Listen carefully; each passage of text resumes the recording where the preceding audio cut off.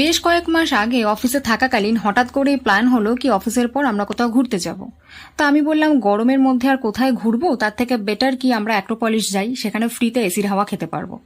অ্যাক্রোপলিসে কিন্তু গাড়ি ভাড়া খরচা করেই গেছি, কিন্তু তাতে কি ফ্রিতে এসির হাওয়া তো খাওয়া হয়েছে। প্রসঙ্গ সেইটা নয়।